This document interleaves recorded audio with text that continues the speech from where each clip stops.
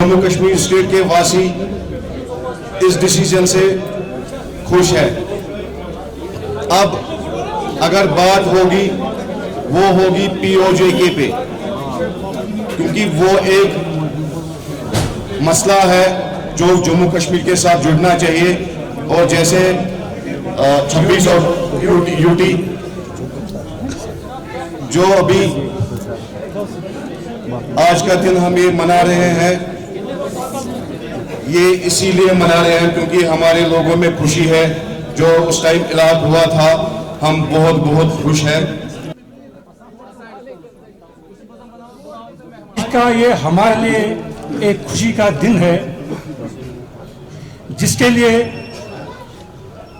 हमारे लीडरों ने जो रियासत जम्मू कश्मीर में 1947 से जब अब हम आज़ाद हुए, कोई भी लीडर, कोई भी पार्टी आज तक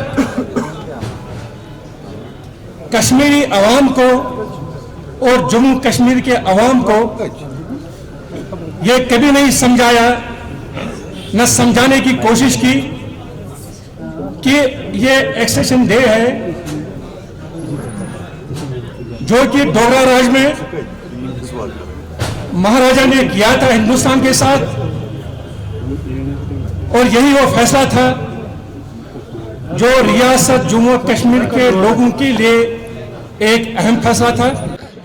47 में ही हुआ है जब महाराजा साहब ने ये इल्हाक करा, ये तब से ही है। लेकिन हमारी कुछ पॉलिटिकल पार्टीज अपने पॉलिटिक्स के बेनिफिट के लिए हमारे नौजवानों को गुमराह कर रहे थे, और उस गुमराही की वजह से आप देख रहे हैं हमारे कितने कब्रिस्तान भरे गए। और आज वो गुमराही ख़त्म हो गई 5 अगस्त 19 के बाद। वो गुमराही अब जम्मू कश्मीर में नहीं है, और वो पॉलिटिकल पार्टियां आज भी वही चाहती हैं। जो हमारी लोकल पॉलिटिकल पार्टीज़ आप देखते हैं, नाम लिए बगैर मैं बताना चाहूँगी कि उनका आज भी वही मकसद है कि कब यहाँ से फिर से बेचैनी और बेकरारी शुरू हो जाए, और कब यहाँ पे फिर से वो खून खराबा शुरू हो जाए। उनका सिर्फ मकसद ये है, उनका कभी ये मकसद नहीं रहा कि आम कश्मीरी खुश रहे, अपना कारोबार करे, अपनी ज़िंदगी अच्छे से गुजारे। जो 5 अगस्त 19 के बाद हमारे प्रधानमंत्री जी ने जम्मू कश्मीर के लोगों को तोहफा दिया, वो ये है कि हिंदुस्तान के साथ हम ठीक हैं, खुश हैं, और ये इल्हाक कायम व दायम है। अब इस पे कोई संदेह नहीं है, कोई शक व शुबा नहीं है कि हम हिंदुस्तानी थे, हिंदुस्तानी हैं और हिंदुस्तानी रहेंगे।